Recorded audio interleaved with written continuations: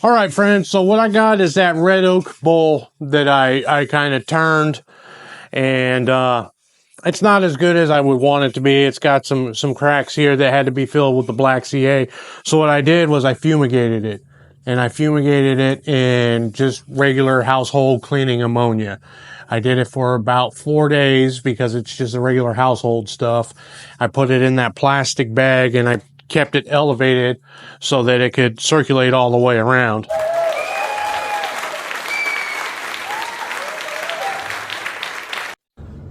All right, here's a red oak bowl. It's a good utility bowl. It's something I can use, just around the house for holding nuts and bolts or whatever. A bad check on either side. But it's a perfect idea for science. So I'm going to put it in this bag and we're going to fumigate it with the ammonia. Okay, so I got a little molcajete or moron pestle piece, whatever you want to call it, in there. It's worth, so probably a half cup of ammonia in there with the bowl. In a plastic baggie. Hopefully it does something cool. We'll check back on it here in a couple days. This thing looked almost all like the sapwood before it got fumigated. So it kind of darkened and grayed, but not black or anything like that. But I want to see what it looks like once we hit the finish on it and make it pop. So I just got some of this gray Scotch-Brite just to knock anything down that may have fuzzed up while it was sitting there in the fumigation. So we got that. And this is Osmo Polyx. It's a hard wax oil finish. And it's actually got a food safe, food grade label. And I've been using it on the last 4 bowls that I've done, and I think it's absolutely beautiful finish. So to preserve it, I put it in a stop loss bag. I don't know if you guys have seen these, but you can get them from Craft Supplies USA. And as you can see, what I did was I filled it in with a funnel, pushed the liquid all the way up to the top, capped it, and then that made like a vacuum and got most, if not all, the oxygen out of there. So that really preserves your finishes longer. So I'm just going to kind of knead this up because it's kind of, like I said, it's a wax and oil emulsion. I've been loving this stuff, man. It's fantastic. We'll just put some of that in there. And then what I use is the white Scotch-Brite to kind of just buff it in. And I won't worry about sealing that up. That's without squeezing the air out. It looks normal. But just kind of buff it around, swirl it around, get a nice even coat. That's not bad looking. That's not what red oak normally looks like. I can tell you that much. There is a difference in the fumigation with the ammonia. I wish I had a red oak bowl from this tree handy to show you the difference. I've got pictures that I can find one that I did live edge, but I gave it away already. But it came from the same tree. And I believe I just used basic Mahoney's walnut oil on that bowl. So if you want to see the color comparison of what the fumigation does versus stock just oil finish. But yeah, that's an interesting looking bowl. For it being plain grain, it's not that bad. Like I said, I just use this Scotch-Brite pad and buff it in. I learned this technique using Odie's oil. This is the same technique I use for Odie's oil.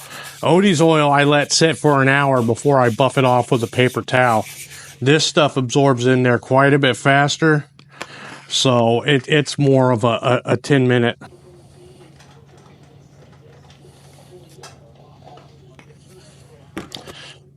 It's more of a 10-minute buff on, 10 minutes, then buff off. The wife doesn't like the smell. It smells like inside of a hospital. Yeah, it's a different VOC smell that I'm not used to.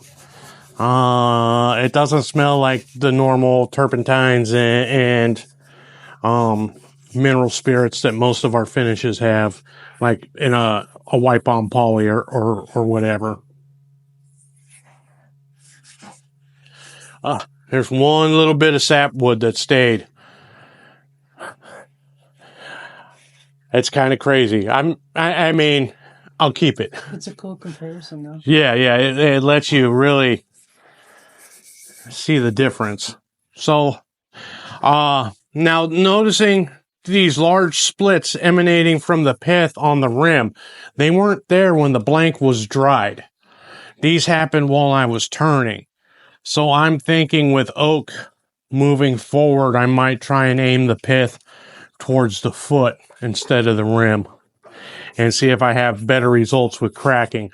I've noticed a lot of my bowls where I have the pith up in the rim, I get a rim split while I'm turning it. And this one was twice turned. This one we've seen before. This one I smoked in the pellet grill, and it was in that video.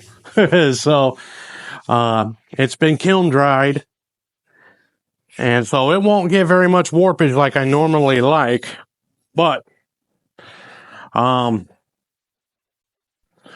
that's an attractive bowl. It's got a good profile, good shape, good size.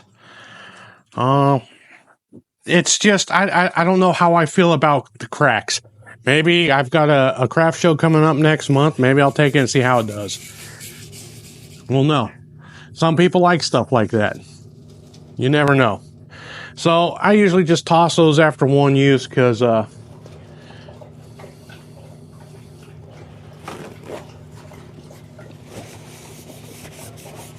that's good enough. I don't want the finish to set in and get caked on and have high spots or chipping spots or whatever. And you gotta excuse my voice for the last video or two. I've been fighting sickness, so I'm kind of trying to hold in coughs and hiccups and sniffles and all that good fun stuff. But I mean, you can see the transformation already. This is I love this finish, man. This finish is great. It's hard to beat that. I mean, you don't have to be at the lathe. It doesn't have to be spinning. Although I've seen other guys put that white Scotch-Brite on a hook and loop pad because it kind of just sticks onto it, and then buff it in with a power drill while it's on the lathe. I might try that moving forward, but I've had good results right here as it is. So these gloves might have yuckies on it, which might be smudging stuff. Yeah, see? So